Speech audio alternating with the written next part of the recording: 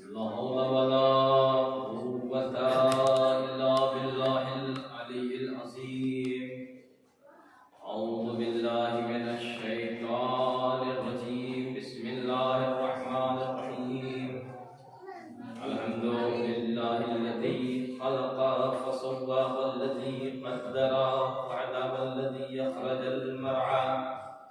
ثم الصلاة والسلام والتحية والإكرام على النبي المكي المدني القرشي الهاشمي سيد النبيين وخاتم المرسلين مولانا محمد الثقلين جد الحسن والحسين أبي القاسم محمد.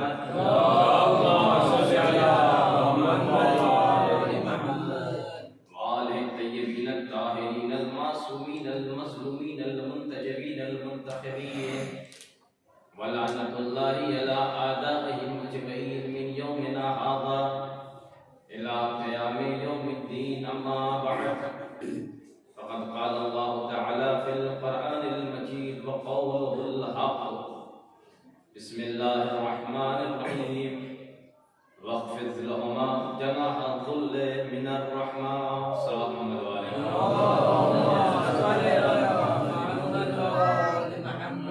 عزیزان محترم، محمد و اہل بیت محمد کے جانے والوں، موت، مرنا، وفات دنیا کی ان حقیقتوں میں سے ایک ایسی واضح اور آشکار حقیقت ہے جس کو سمجھنے کے لیے کسی مذہب اور مسلک کی پیروی کرنے کی بھی ضرورت نہیں ہے. ہر آدمی اس بات کو دیکھ رہا ہے، مشاہدہ کر رہا ہے، محسوس کر رہا ہے. یہ الگ بات ہے کہ دنیا کی محبتوں میں انسان گرفتار ہو کر موت کو بھول جائے، لیکن جب کسی کو مرتا ہوا دیکھتا ہے تو اسے اس بات کا یقین ہو جاتا ہے کہ کوئی دنیا میں ہمیشہ نہیں رہ سکتا، چاہے وہ اپنے زمانے کا بہت بڑا ظالم ہو یا جس عنوان سے بھی ہو. موت کی حقیقت میں کوئی اختلاف نہیں ہے، اختلاف موت کی کیفیت میں. مرنا سب کو ہے، اس پہ ہر آدمی یقین رکھتا ہے، لیکن سب ایک ہی طرح سے مریں گے ایسا نہیں ہے. بہت مختصر جملہ کہہ کے آگے بڑھنا چاہتا ہوں. موت کی حقیقت ایک جیسے ہے، ہر آدمی کو دنیا سے چلے جانا ہے. اللہ نے جسے جتنی عمر عطا کی ہے، اور یہی صبر کے لیے ایک جملہ کافی بھی ہے کہ انسان کو اللہ نے جتنی عمر عطا کی ہے وہ اپنی عمر تک دنیا میں رہے گا، لیکن کیفیت موت الگ الگ ہے. معصوم سے بھی پوچھا گیا تو کبھی کہتے ہیں کہ موت ایسے ہے جیسے ریشم کے کپڑے کو خاردار درخت کی ٹہنی پہ ڈال کر کھینچ لیا جائے تو اس کا ایک ایک دھاگا نکل آتا ہے. وہ حالت انسان کے مرنے کے وقت ہوتی ہے. کبھی فرمایا کہ موت تو ایسے ہے جیسے پھول سے خوشبو نکل جائے. آج تک کسی نے پھول سے خوشبو نکلتے نہیں دیکھا، نہیں اتنی تیزی سے، اتنی آسانی سے.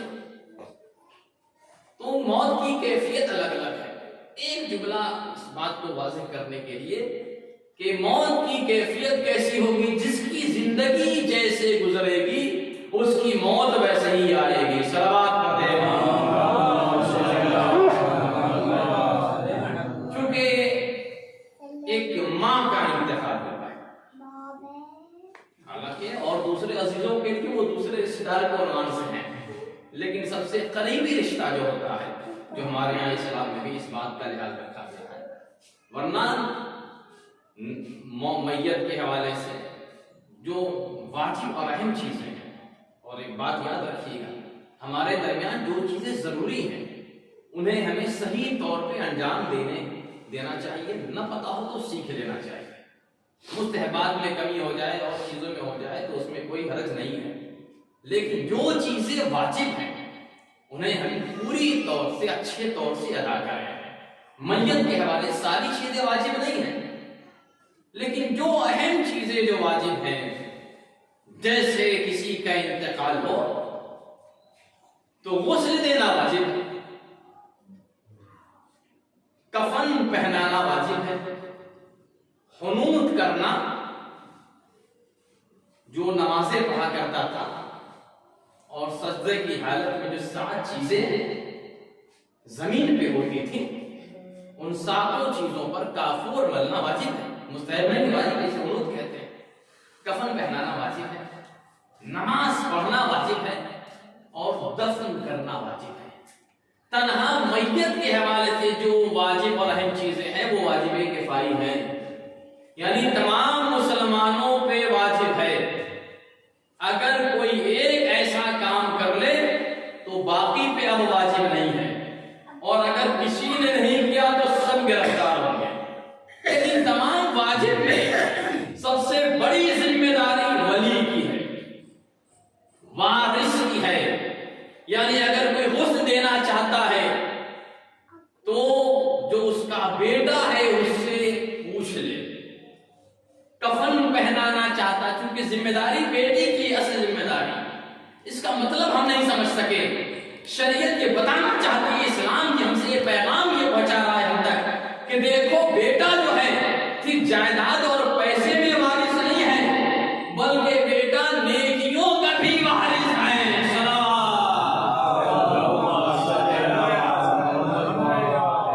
اور اس چیز پر دھیان کب رہتا ہے؟ والدین دنیا سے چلے گئے تو رشتہ ختم نہیں ہو گیا، ہمارے یہاں موت رشتے کے خاتمے کا نام نہیں ہے، اور کیجیے گا، ورنہ خاتمے کا نام ہوتا تو موت کے ساتھ لفظ فنا کا استعمال ہوتا۔ فرمایا کل نفس ذائقۃ الموت، ہر نفس کو ذائقہ موت سے گزرنا ہے۔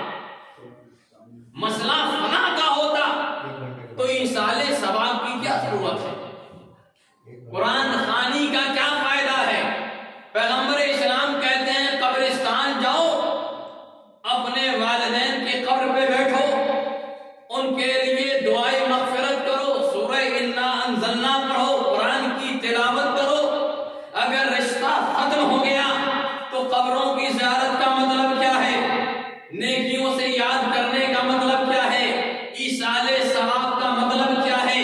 ہم شیعان اہل بیت اطہار عملی طور پر یہ پیغام دے رہے ہیں کہ ہمارے یہاں مر جانے سے رشتہ ختم نہیں ہوتا، بلکہ محبت اور ذمہ داری اور بڑھ جاتی ہے۔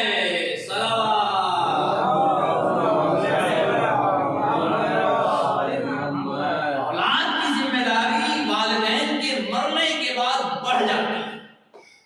اب یہ دیکھنا ہے کوئی کمی تو نہیں رہ گئی تھی، نمازیں تو کم نہیں رہ گئی تھی، وارث ولی کی ذمہ داری ہے نماز کو پوری کرائے، روزے تو نہیں رہ گئے تھے، ذمہ داری ولی اور وارث کی ہے۔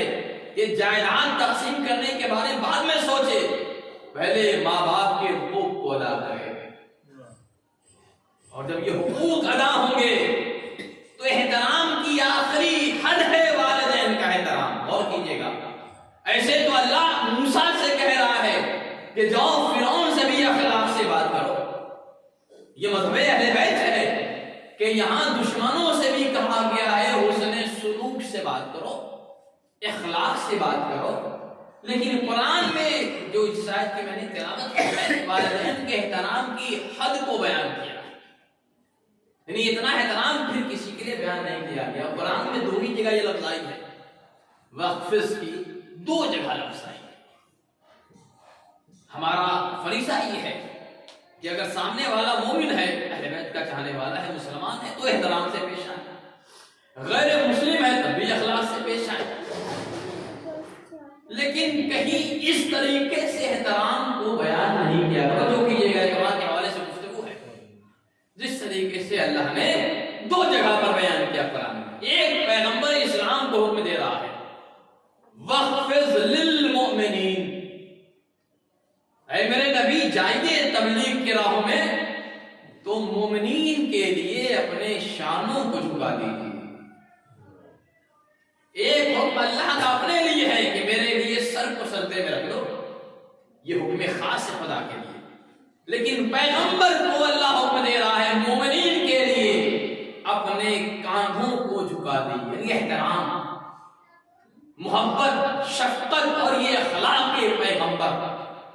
اور دوسری جگہ پورے قرآن میں احترام کی جو حد کو بیان کیا وہ والدین کی، کہ دیکھو اللہ کا ارادہ ہے کہ اس کی عبادت کرو، والدین ساتھ نیکی کرو، ان میں سے دونوں یا کوئی ایک بوڑھا ہو جائے تو انہیں اف نہ کہنا۔ اس کے بعد احترام کی انتہا کو بیان کیا، وَخْفِضْ لَهُمَا جَنَاحَ الذُّلِّ مِنَ الرَّحْمَةِ، اور جب ان کے پاس جانا تو اپنے شانوں کو رحمت شفقت کے ساتھ جھکا دینا۔ ایسا احترام کسی کے لیے بیان نہیں کیا گیا جو والدین کے لیے بیان کیا گیا۔ تب جو اپنے والدین کا ایسا احترام نہیں کر سکیں گے ان سے کیا امید رکھیے گا کہ جب وہ روضہ علی پہ جائیں، مزار رسول پہ جائیں تو کیسے اپنا شانہ جھکا سکتے ہیں؟ صلوات پڑھ دیں۔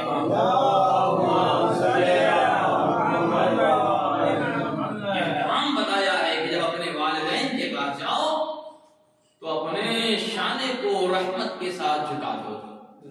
تو جو امت کا باپ ہو، یا علی انا وانتا ابوا ہذہ الامہ، علی ہم اور آپ اس امت کے باپ ہیں، جنہیں اپنے والدین کے احترام اور قدر کا پتہ ہوگا بس وہی رسول کا احترام کریں گے، اہل بیت کا احترام کریں گے۔ صلوات پڑھ دیں۔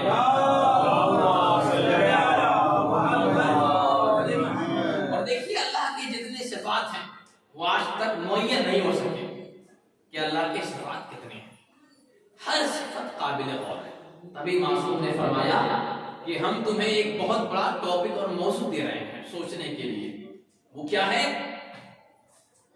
لا تفقہوا فی ذات اللہ، اللہ کی ذات کے بارے میں غور نہ کرنا، اس لیے کہ تمہاری عقل، تمہارا معیار اس طرح بلند نہیں ہے کہ تم ذات خدا کو سمجھ سکو، بل تفقہوا فی صفاتہ، بلکہ صفات خدا کے بارے میں غور کرو۔ غور کیجئے گا ذرا، یہ موت کے بعد کی منزل یہ ہے کہ انسان مرا اور حساب شروع ہو جانا چاہیے، معاملہ ختم ہو جانا چاہیے۔ اب لاکھ کوئی قرآن پڑھتا رہے، ایصال ثواب کرتا رہے، اور یہ بھی ایک ہمارے یہاں لاپرواہی کہی جائے گی، کم سمجھی کہی جائے گی کہ صرف قرآن مجید یا مجلس کو ایصال ثواب سمجھ رکھے ہیں۔ نہیں، ایصال ثواب کا دائرہ محدود نہیں ہے۔ میں نے عرض کیا کہ ماں باپ کی جو بچی چیزیں ہیں اسے ادا کر دیا جائے، یہ بھی ایصال ثواب ہے۔ تو کیا ہے؟ صلوات پڑھ دیں محمد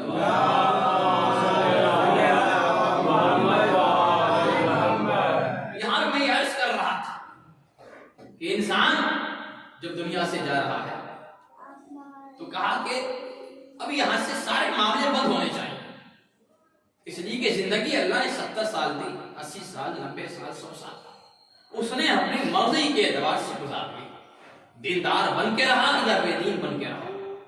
اب یہاں پر ایصال ثواب کی کیا ضرورت ہے؟ اگر اللہ صرف عادل ہوتا تو شاید منزل تمام ہو گئی ہوتی، لیکن اللہ عادل کے ساتھ ساتھ کریم بھی ہے، غفور بھی ہے، رحیم بھی ہے، اس لیے اس نے برزخ کا دائرہ بنایا۔ اب مرنے کے بعد سے لے کر یوم حساب تک اللہ کے کرم کا تقاضا یہ ہے کہ بیٹا ایصال ثواب کر دے، رشتہ دار ایصال ثواب کر دے، دوست ایصال ثواب کر دے، تو اس کی مغفرت کا سامان ہو جاتا ہے، اس کے عذاب ٹل جاتے ہیں۔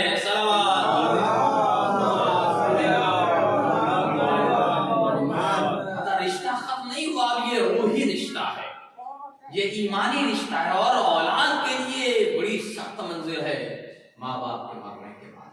معصوم فرماتے ہیں کہ بعض بچے والدین کے زمانے میں تو ٹھیک تھے، ماں باپ راضی گئے دنیا سے، لیکن مرنے کے بعد بعض اولاد خود بخود آپ ہو جاتی والدین کو بھول جاتے ہیں. اس کا مطلب رشتہ ہے تبھی تو یاد کرنے کے لیے کہا گیا.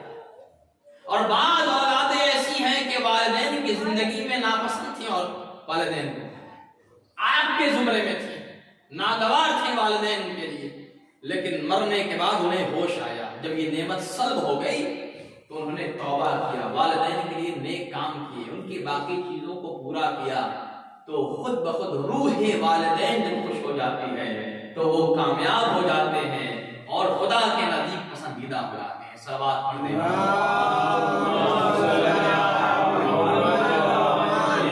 یہ منزلیں بہت سخت ہیں جسے برزخ کی منزل کہتے ہیں, اس لیے کہ آپ اور ہم سارے لوگ اس بات کو جانتے ہیں کہ جب انسان جا رہا ہے, جب تک اللہ نے اسے حیات دی ہے, جب یہ بار بار سن رہا ہے کہ خود موت کی منزل بہت سخت ہے اور مرنے کے بعد سے قیامت کب آئے گی کسی کو پتا نہیں ہے.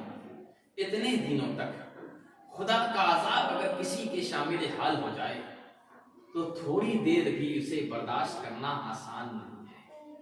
جب ہمیں پتا ہے تو ہمیں پوچھنا چاہیے, پتا کرنا چاہیے کہ کیا کام ایسا کیا جائے کہ ان منزلوں سے آسانی سے گزر جائے. حدیثیں یہاں تک موجود ہیں, امام فرماتے ہیں میرے چاہنے والے برزخ کا انتظام کر کے آؤ, قیامت میں تو ہم تمہاری شفاعت کرا دیں گے, برزخ کا تو انتظام کر لو. بڑے سخت مراحل ہیں اور یہ خدا کی رحمت بھی اس میں شامل ہے کہ اللہ موقع بھی دے رہا ہے. رشتہ انسان کا ختم نہیں ہوا ہے, اور جب یہ جا رہا ہے تو جتنا بھی کوئی قریبی اور نزدیکی ہو وہ اسے قبر تک چھوڑ کر چل رہا ہے.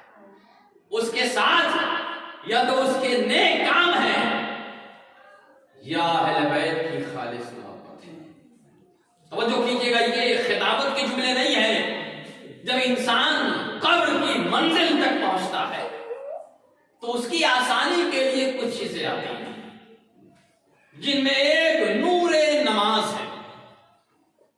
جو انسان دنیا میں نماز سے غفلت کرتا تھا, نماز کی اہمیت کو نہیں سمجھتا تھا, غور کیجیے گا صرف نماز پڑھ لینا کامیابی کی دلیل نہیں ہے, ورنہ اللہ قرآن میں کسی نمازی کو ڈانٹتا ہے.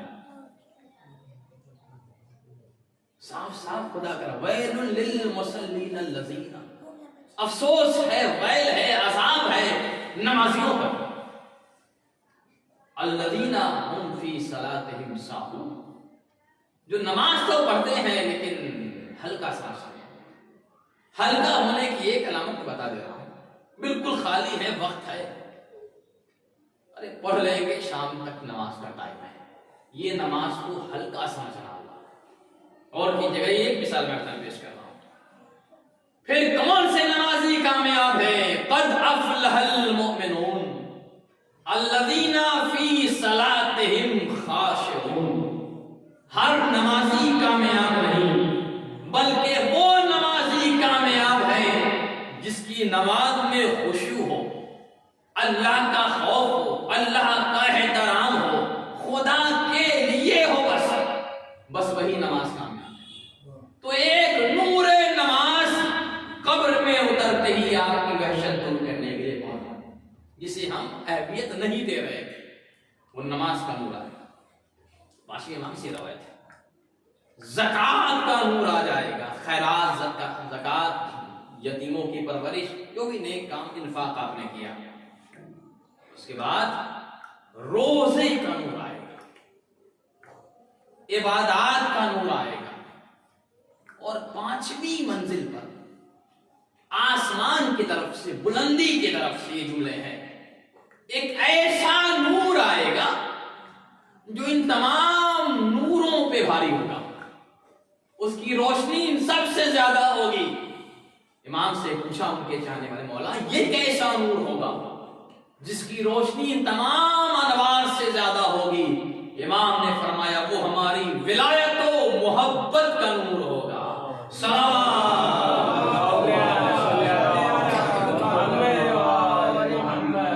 اس لیے کہ جب قرآن کا یہ حکم ہے, حدیثوں میں یہ فرمایا جا رہا ہے کہ والدین جیسے بھی ہوں اس میں ایسی کوئی شرط نہیں ہے کہ والدین نمازی ہوں، والدین حاجی ہوں، والدین بس والدین ہوں، ان کا احترام بچوں کے لیے ضروری ہے۔ کاندھے کو جھکا دینا اس سے بڑا احترام کیا ہوگا؟ اور جب بھی ان کے بارے میں کہنا ہے رب ارحمہما کما ربیانی صغیرا، ان کی دعا کا طریقہ بھی بتا دیا، ڈانٹو نہیں، دھتکارو نہیں، اف تک نہ کرو، ایسا کچھ نہیں کہا کہ والدین مسلمان ہوں غیر مسلمان ہوں، نہیں، والدین ہیں تو ان کا احترام ضروری ہے، ہر حالت میں ضروری ہے۔ اگر مسلمان ہیں اور قابل احترام ہے، لیکن کسی بھی مسلمان ماں باپ کی کیا حیثیت ہے جو وہ احترام آل محمد کا ہے؟ اور حدیثیں موجود ہیں کہ علی اور مصطفیٰ اس امت کے باپ ہیں، تو ایک معمولی ماں باپ کو اگر کوئی ناراض کر دے، حدیثیں موجود ہیں، جنت چھوڑ دیجئے، جنت کی خوشبو بھی نہیں سونگھ سکتا، جبکہ جنت کی وہ خوشبو جو ہے وہ دور دور تک اس کی مہک، اس کی خوشبو جائے گی۔ کہا گیا 500 میل کے فاصلے تک بھی جنت کی خوشبو جائے گی، اور جس سے والدین ناراض ہیں وہ خوشبو بھی نہیں سونگھ پائے گا۔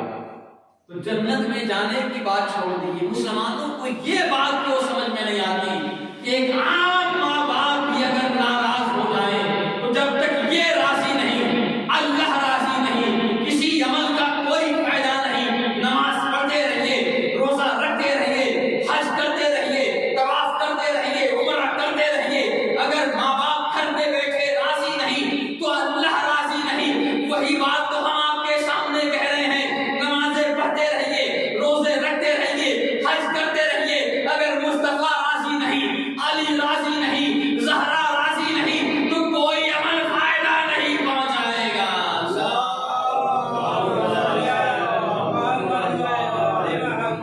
میں آپ کے سامنے دلیل پیش کر رہا ہوں کہ ایک حکم ہمارے ہاں میت کے حوالے سے یہ ہے کہ جو انسان دنیا سے جا رہا ہے اس کی گردن پہ کسی کا حق نہ ہو۔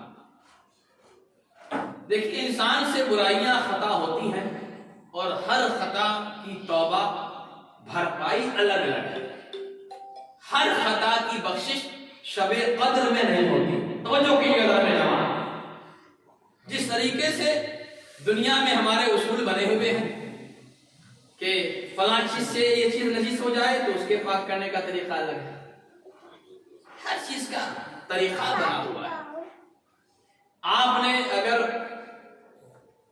جانور، بکری، کوئی بھی جانور مر جائے اسے چھو لیجئے تو کچھ آپ پر نہیں ہے، نہ آپ کو ہاتھ دھونے کے لیے کہا گیا ہے، نہ آپ کو غسل کرنے کے لیے کہا گیا ہے، اس نے مسمیت نہیں ہے۔ لیکن بیچارہ انسان اشرف المخلوقات مر جائے تو جیسے ہی چھوا، ٹھنڈا ہونے کے بعد اور تینوں غسل مکمل ہونے سے پہلے، اگر آپ نے چھو لیا تو غسل مس میت واجب ہے۔ غور کیجیے گا، انسان غور نہیں کرتا اور غرور کی وجہ سے گمراہ ہوتا چلا جاتا ہے۔ کسی جانور کو چھونے سے غسل مس میت نہیں ہے، لیکن انسان کو چھونے سے غسل مس میت ہے۔ روح نکلنے کے بعد جب انسان کا جسم مکمل ٹھنڈا ہو جائے اور آخری غسل، 3 غسل تمام ہونے کے بعد، پہلا غسل نہیں، 3 غسل تمام ہونے کے بعد، یہ بھی شریعت کا فلسفہ ہے، جب تک یہ زندہ تھا ایک غسل سے پاک ہو جاتا تھا، مرنے کے بعد طریقہ وہی ہے لیکن 3 غسل دیا جائے گا۔ تو ہر چیز کا طریقہ الگ الگ بنا ہوا ہے۔ ایک انسان مقروض ہے، اللہ کو پسند نہیں ہے کہ کوئی آدمی کسی کا حق دبا کر، اپنی گردن پہ حق رکھ کر، مجرم بن کر، مقروض بن کر ہمیشہ کے لیے خدا کی بارگاہ میں جائے۔ خدا نہیں چاہتا کسی پر عذاب نازل کرے، خدا نہیں چاہتا کسی کو جہنم میں بھیج دے۔ موقع دیا اللہ نے، جب تک خود زندہ تھے خود اس کام کو کرو، نہیں کر سکتے اولاد کو ایسا بنا دو کہ اگر اولاد اگر نیک بن جائے، اسی پر دھیان سماج کا نہیں ہے، اولاد اگر نیک بنا دیا تو یہی سال ثواب ہے،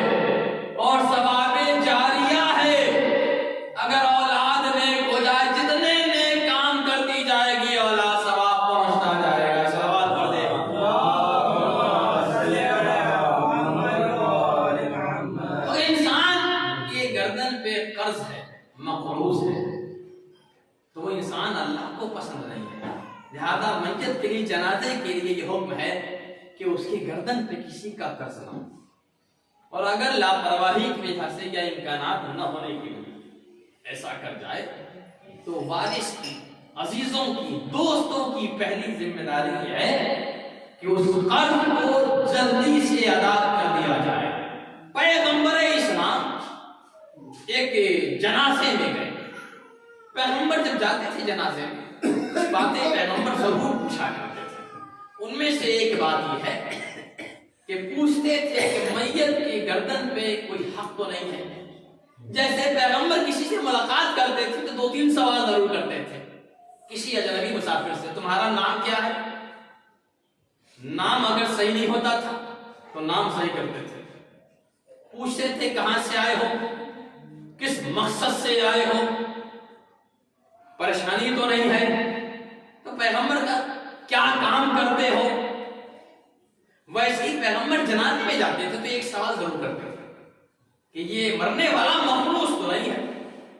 اور اگر پتہ چل جاتا تھا کہ مقبوض ہے تو بولتے تھے کہ ہمارے نماز پڑھانے سے پہلے اس کے وارث کہاں ہے، اس کے قرض کو ادا کر دے، اس لیے کہ اللہ کو مقبوض پسند نہیں ہے۔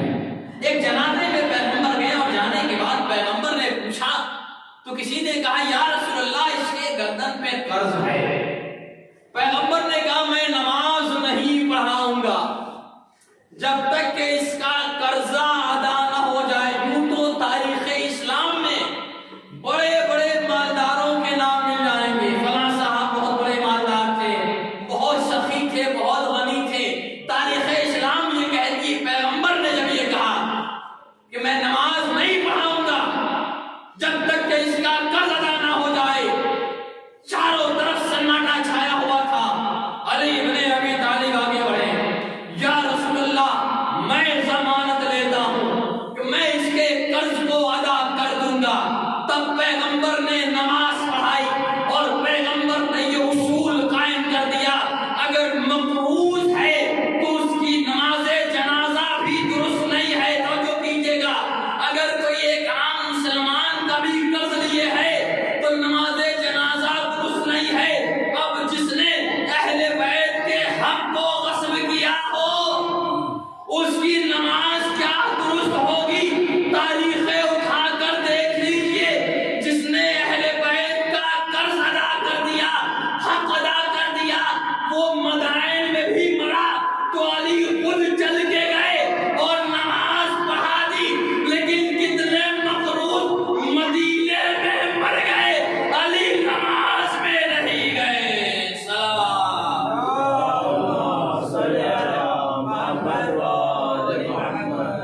یہ کہ مرنے والے کی گردن پہ ایک عام مسلمان کا حق نہیں ہونا چاہیے، تو اگر مرنے والا اس کی گردن پہ اہل بیت کا حق اہل بیت کو جس نے چھین لیا اس کی نماز کیسے ہو سکتی؟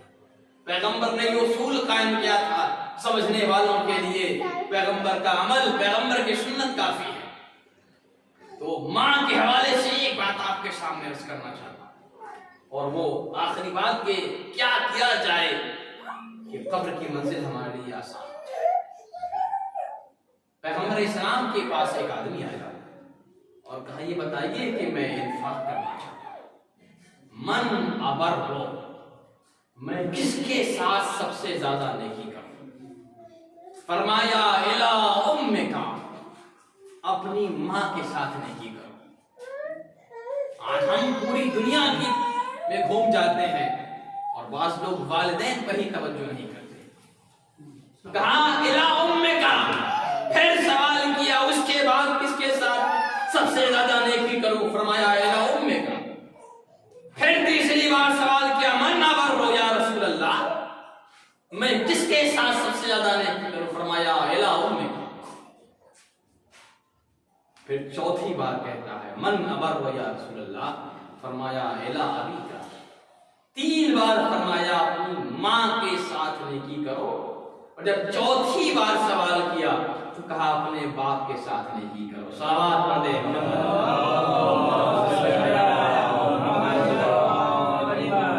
ہمیں ان باتوں کا احساس نہیں ہو پاتا، وہ اس لیے کہ جب جب تک نعمتیں ہمارے سامنے ہوتی ہیں ہم توجہ نہیں کر پاتے، جب یہ نعمتیں چھن جاتی ہیں تب لمحہ بلمحہ ان نعمتوں کا احساس ہوتا ہے۔ ماں باپ کی قدر و منزلت کیا ہے یہ الفاظ میں ممکن بھی نہیں ہے، اسے محسوس کرنے کی ضرورت ہے۔ وہ والدین جن کی محبت دنیا میں مثال ہے، بے لوث محبت ہے، بغیر کسی مقصد و ہدف کے محبت ہے، اللہ نے اپنی محبت کا مظہر جسے بنا دیا وہ ماں کی محبت ہے۔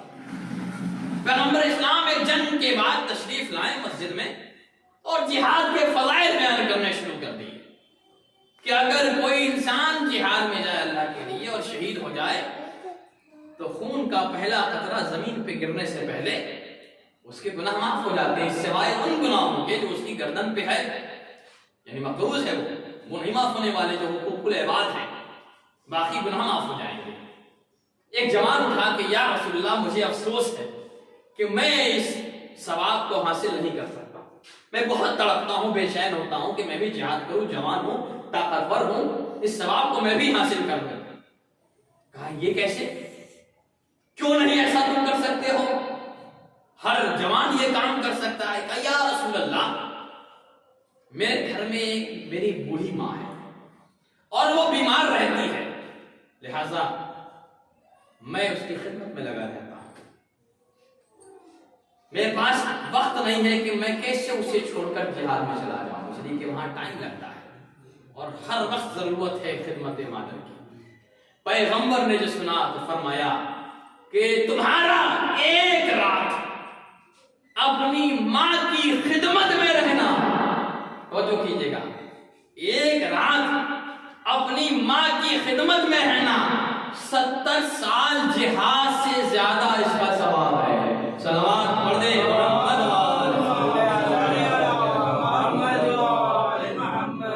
موت کی منزلیں جو ہمارے یہ بیان کی گئی ہیں، یقیناً انسان غور کرے، اور جب تک زندگی اور یہ سانسیں چل رہی ہیں یہ مہلت ہے، یہ زندگی امتحان کی صورت میں ہمیں مہلت دی گئی ہے، موت کا وقت معین نہیں، جگہ معین نہیں، لہذا جیسے ہی ہوش آئے انسان اپنے گناہوں کی بھرپائی کرنے کے لیے توبہ کر لے۔ بہت سخت منزل ہے، کیا چیزیں کام آئیں گی؟ کوئی رشتہ کام نہیں آتا سوائے خود نیک اعمال کے، یا جو نیک کام کر کے چھوڑ کر جا رہے ہیں، اور سب سے بڑی چیز جو کام آتی ہے وہ اہل بیت کی محبت ہے۔ بس یہ بات آپ کے سامنے، تو قبر اس کے لیے آسان ہے جو قبر کے باہر علی کی محبت اور اطاعت میں رہا ہو۔ سب کے لیے قبر آسان نہیں ہے، جب تک قبر کے باہر تھا اگر علی کا شیدائی تھا، علی ابن ابی طالب کی باتوں کو فالو کرتا تھا، مانتا تھا، اس کے لیے قبر کی منزل آسان ہے، اس کے لیے علی کا آنا فائدہ مند ہوگا۔ جس نے زندگی بھر ہر لمحے یا علی کہا ہو، صرف مجلسوں میں نہ کہا ہو بلکہ ہر مصیبت میں کہا ہو، گناہ کے وقت کہا ہو، شادیوں میں بھی علی کہا، اپنے سارے پروگرام میں علی کہا، اس کے لیے قبر کی منزل آسان ہوگی۔ علی کا ایک چاہنے والا بیمار پڑا، امام عسکری کی قلب العادت ہے، ان سے ایک 10 ربیع الثانی، وہ 11ویں امام ہے، اور آج 11 تاریخ ہے جسے لوگ 11ویں شریف کہتے ہیں۔ میں نے عرض کیا تھا کہ جو 11ویں امام کو نہ مانتا ہو وہ شریف نہیں ہو سکتا۔ صلوات پڑھ دیں جس کی شرافت کا اعلان قرآن نے کیا ہو، جب اسے تسلیم نہ کیا جائے تو لاکھ کوئی کتنا بڑا عابد و زاہد وہ شریف نہیں ہو سکتا۔ اسی امام سے تفسیر امام حسن عسکری، اس میں یہ روایت موجود ہے کہ جب کسی کا انتقال ہوتا ہے تو علی ابن ابی طالب فرماتے ہیں میں یمت یرانی، جو مرتا ہے وہ مجھے دیکھتا ہے۔ علی کا ایک چاہنے والا بیمار پڑا، اور ہمیں بھی حکم ہے جب کسی کا آخری وقت ہو تو مومنین پہنچے اس کے لیے دعائیں مغفرت کریں، قرآن کی تلاوت کرنا مستحب ہے، یہ ہمارے لیے مستحب میں ذکر ہے۔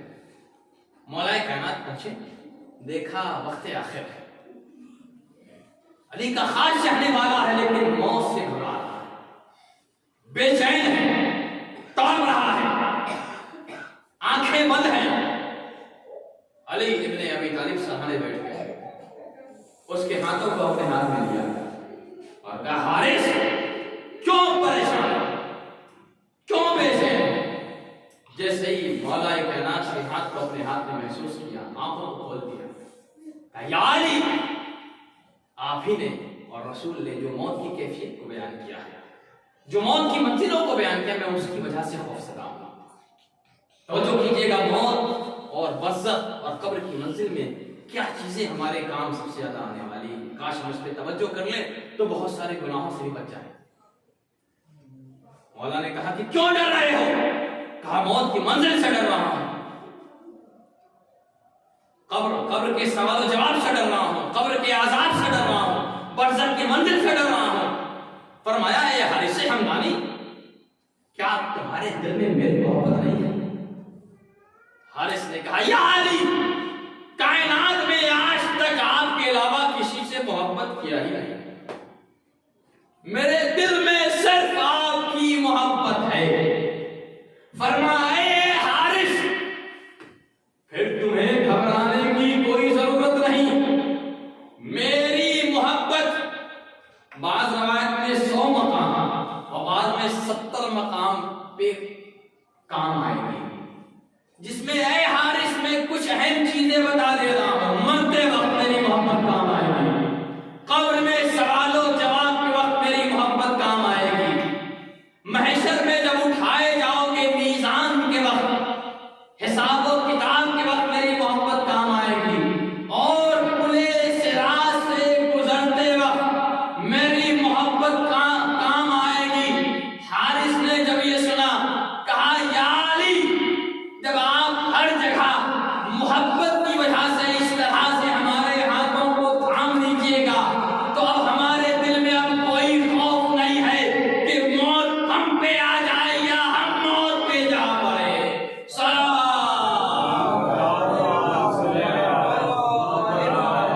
یقیناً کوئی علی سے اگر سچی محبت کر لے، اہل بیت کا سچا پیروکار ہو جائے، محبت زبان سے دل میں اتر جائے اور دلوں سے ہوتے ہوئے اعضاء و جوارح کے ذریعے محبت ظاہر ہو جائے اور دنیا میں مکمل طور پہ علی والا ہو جائے، تو پھر قیامت قبر برزخ کی منزلیں اس کے لیے آسان ہے۔ لیکن جس نے صرف اپنے فائدے کے لیے، صرف ٹھوکر سے بچنے کے لیے یا علی کہا اور عمل کے میدان میں کبھی علی کو نہ کہا، وہ پھر امید نہ لگائے کہ علی اس کے لیے سہارا بنے۔ ہاں عزیزوں، ایک ماں کا انتقال ہوا ہے، دنیا سے ہر گزرنے والے یا گزرنے والیاں ہمارے یہاں اہل بیت کے چاہنے والے ہوتے ہیں، اس لیے ہمارے اہل بیت سے محبت کا تقاضا یہ ہے کہ کبھی کسی مجلس میں مرحوم یا مرحومہ کا ذکر نہیں ہوتا، بلکہ ذکر اہل بیت ایصال ثواب کے عنوان سے کیا جاتا ہے اور یہی ان کی بخشش کا سامان بن جاتا ہے۔ عزیزوں،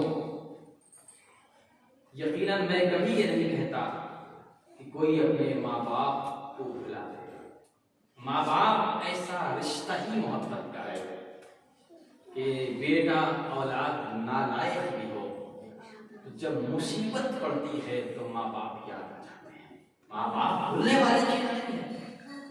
اور میں یہ بھی نہیں کہتا کہ جب یاد آئے تو انسان آنسو نہ بہائے، لیکن بس ایک سوال میں کرنا چاہتا ہوں مرحومہ کے وارثوں سے کہ اگر کسی کی ماں حسنین جیسی ماں مظلومہ ہو تو وہ اپنی ماں پہ آنسو بہا لے، سیدہ کو بھول جائے، لیکن ہائے کائنات آدم و عالم ہے، نہ فاطمہ جیسی کوئی خاتون ہوگی جس کے مقام اور منزلت کو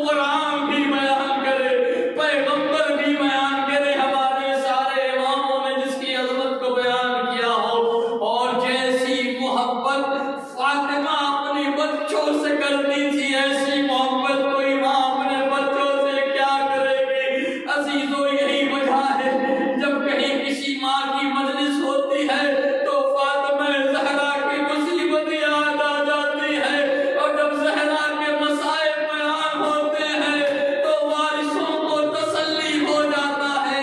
اجرکم اللہ، ہاں کسی بھی مومنہ کا انتقال ہوتا ہے کنیز فاطمہ کہا جاتا ہے۔ ہائے کس میں ہمت ہے کہ کسی کے بچے موجود ہو اور اس کی ماں کو کوئی برا بھلا بھی کہتے ہیں۔ اللہ اکبر، ہماری کیا حیثیت، ہماری غیرت کی کیا حیثیت، ہمارے عزت و احترام کی کیا حیثیت۔ اللہ اللہ، جس کے دونوں بیٹے امام ہو، دونوں بیٹے کائنات کے سب سے بہادر ہوں، ہائے دونوں بیٹے غیرت کے امام ہو، ہائے ان حسن و حسین کے سامنے زہرا پہ ایسا ظلم ہو گیا۔ اجرکم اللہ، اجرکم الفاشل امام فرماتے تھے واللہ خدا کی قسم میری جدہ کی وفات نہیں ہوئی ہے، میری جدہ زہرا کو مارا گیا ہے۔ اجرکم اللہ، دنیا سے کوئی خاتون مرحوم آ جاتی ہے، بیمار ہو جاتی ہے یا کوئی حادثہ ہو جاتا ہے، دنیا سے چلی جاتی ہے، لیکن آج تک آپ نے نہیں سنا ہوگا کہ کسی پر اتنے ظلم ڈھائے گئے ہو کہ جب وہ نماز پڑھنا چاہتی ہو تو قنوت کے لیے دونوں ہاتھ نہ اٹھا سکے، جب وہ سونا چاہتی ہو تو مکمل طور پہ لیٹ نہ سکے۔ کبھی نہیں سنا ہوگا کہ جب کوئی دنیا سے جا رہی ہو تو اس کے بچوں کے سامنے ارے جلتا دروازہ گرا کے اس کی پسلیاں توڑ دی گئی ہو۔ یہی وہ مسائل ہے، ہم اپنے ماں باپ کے غم کو بھول جاتے۔ سیدہ زہرا ہمارے ماں باپ آپ پہ قربان۔ ہائے کسی کے بچے حسن و حسین جیسے محبوب نہیں ہوں گے جو فاطمہ اپنے بچوں کو چاہتی تھی، اور ایک وہ بچہ تھا جس کا قصور ہی کیا تھا، جسے دنیا میں آنے نہ دیا گیا، ہائے وہ محسن۔ جزاکم ربکم خیر الجزا۔ ہاں عزیزو، ان حادثات کے بعد بھی فاطمہ زندہ تو رہی، لیکن ہر سانس فاطمہ کی موت تھی۔ ان ہر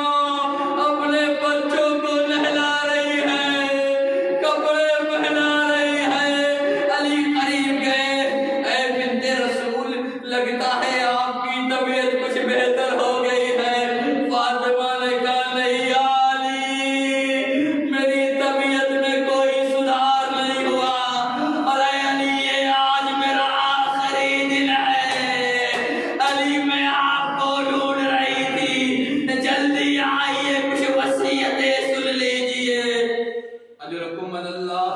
بس عزیزوں فقرہ سن لیجئے. فاطمہ کو اپنے بچوں سے کتنی محبت تھی. عزیزوں قریب بلایا, علی رونے لگے. سیدہ ایسا نہ کہیے, ارے آپ کے جانے سے ہم بے سہارا بے مددگار ہو جائیں گے. آپ کو کیسے پتا آپ کا آخری دن ہے؟ کہا خواب میں رسول اسلام آئے تھے. کہا بیٹی اب تمہاری مصیبت کے دن تمام ہو گئے, آج ہم سے ملو گی.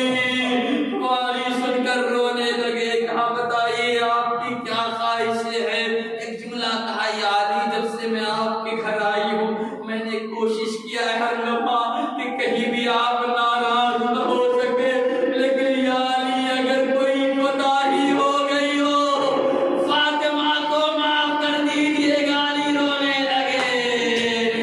فاطمہ ایسا نہ کہیے. فرمانے لگی یا علی میری کچھ خواہشیں وصیتیں ہیں, میرے بچے بہت چھوٹے ہیں. یا علی انہیں جب بھی یاد آئے تو شفقت و مہربانی سے دلاسا دیجیے گا. اور یا علی کبھی وقت ملے رات کے سناٹے میں حسن و حسین کو میری قبر پہ لے آئیے گا. ارے یہ کہتے کہتے فاطمہ نے وصیتیں تمام کی. وہ وقت بھی آ گیا. فاطمہ دنیا سے چلی گئی. ادھر علی بھی آ گئے, بچے بھی آ گئے. یہ رشتہ ہے جو ختم نہیں ہوتا بلکہ اور بڑھ جاتا ہے. ایک روایت یہ کہتی ہے کہ حسن و حسین دونوں پائتی کھڑے ہو گئے. کہا فاطمہ ارے تم مریم سے افضل ہو, ہم عیسیٰ سے بہتر ہیں. ارے مریم نے عیسیٰ کو گلے لگا لیا تھا. اے اماں زہرا, ارے جب تک ہمیں گلے نہ لگاؤ گی ہم قریب نہیں آئیں گے. بندے کفن ٹوٹے, آواز آئی حسن و حسین آؤ میرے گلے لگ جاؤ. فاطمہ تمہارے ساتھ ساتھ ہے. وا مظلومہ وا حسینہ وا سیدہ وا فاطمہ. انا للہ و انا الیہ راجعون. آپ حضرات رہے بخش ہم 3 بار سورہ اللہ پڑھ کر اس مجلس کا ثواب, قرآن مجید کی تلاوت کا ثواب, ان سوروں کا ثواب مرحومہ سیدہ عالمہ بیگم بنت مولانا سید حسین صاحب